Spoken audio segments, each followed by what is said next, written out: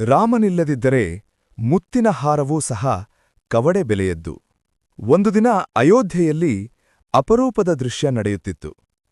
ಶ್ರೀರಾಮನು ತನ್ನ ಅರಮನೆಯೊಳಗೆ ಸೀತಾಮಾತೆಯೊಂದಿಗೆ ಆಸೀನರಾಗಿದ್ದರು. ಅಲ್ಲಿ ಭಕ್ತರ ಪ್ರವಾಹವೇ ಹರಿದು ಬರುತ್ತಿತ್ತು.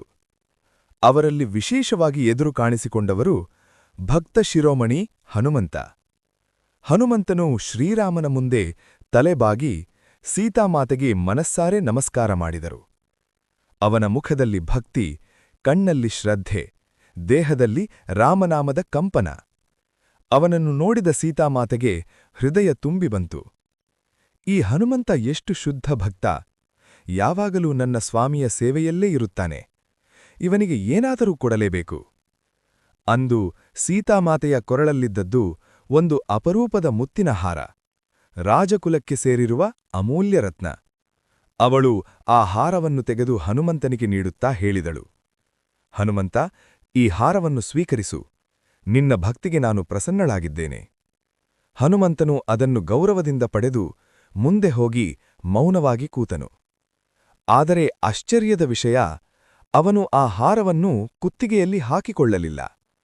ಬದಲಿಗೆ ಒಂದು ಮಣಿಯನ್ನು ದಾರದಿಂದ ತೆಗೆದು ನೋಡುತ್ತಾ ಒಡೆಯಲು ಆರಂಭಿಸಿದನು. ಚಟಕ್ ಚಟಕ್ ಮುತ್ತುಗಳು ನೆಲಕ್ಕೆ ಬಿದ್ದವು. ಅರಮನೆಯಲ್ಲಿದ್ದವರು ಬೆಚ್ಚುಬಿದ್ದರು. ಸೀತಾಮಾತೆಗೆ ಕೋಪ ಬಂದಿತು.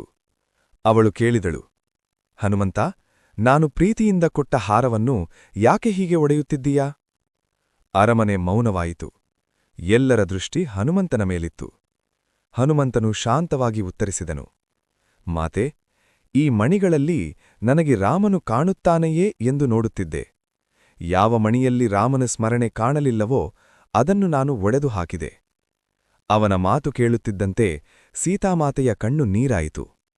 ಅವಳಿಗೆ ಅರಿವಾಯಿತು, ತಾನು ಹಾರ ಕೊಡುವಾಗ ಅದನ್ನು ಶ್ರೀರಾಮನಿಗೆ ಅರ್ಪಿಸುತ್ತೇನೆ ಎಂಬ ಭಾವದಲ್ಲಿ ಕೊಡಲಿಲ್ಲ. ಅವಳು ಹನುಮಂತನ ಬಳಿ ಬಂದು ಹೇಳಿದರು, ನನ್ನ ತಪ್ಪು ತಿಳಿಯಿತು ಹನುಮಂತ, ಕ್ಷಮಿಸು. ಆಮೇಲೆ ಕಣ್ಣು ಮುಚ್ಚಿ ಹೃದಯದಿಂದ ಶ್ರೀರಾಮನ ಸ್ಮರಣೆ ಮಾಡಿ ಮತ್ತೊಂದು ಹಾರವನ್ನು ಅವನಿಗೆ ನೀಡಿದಳು. ಈ ಬಾರಿ ಹನುಮಂತನು ಅದನ್ನು ಸಂತೋಷದಿಂದ ತೆಗೆದು ತನ್ನ ಕೊರಳಿಗೆ ಹಾಕಿಕೊಂಡನು. ಎಲ್ಲರೂ ಆಶ್ಚರ್ಯದಿಂದ ನೋಡಿದರು. ಹನುಮಂತನು ಹೇಳಿದರು, ಮಕ್ಕಳೇ, ಯಾವ ವಸ್ತುವಿನಲ್ಲಿ ದೇವರ ಸ್ಮರಣೆ ಇದೆಯೋ ಅದೇ ನನಗೆ ಪ್ರಿಯ. ರಾಮನಿಲ್ಲದಿದ್ದರೆ ಮುತ್ತಿನ ಹಾರವೂ ಸಹ ಕವಡೆ ಬೆಲೆಯದ್ದು. ಈ ಕಥೆಯಿಂದ ನಾವೆಲ್ಲ ಏನು ತಿಳ್ಕೋಬೇಕು ಅಂದ್ರೆ, ದೇವರ ಸ್ಮರಣೆಯಿಲ್ಲದ ವಸ್ತುಗಳಿಗೆ ಮೌಲ್ಯವಿಲ್ಲ. ಭಕ್ತಿಯಿದ್ದಲ್ಲಿ ಸಣ್ಣದೂ ಅಮೂಲ್ಯ, ಭಕ್ತಿ ಇಲ್ಲದಿದ್ದರೆ ದೊಡ್ಡದೂ ಶೂನ್ಯ.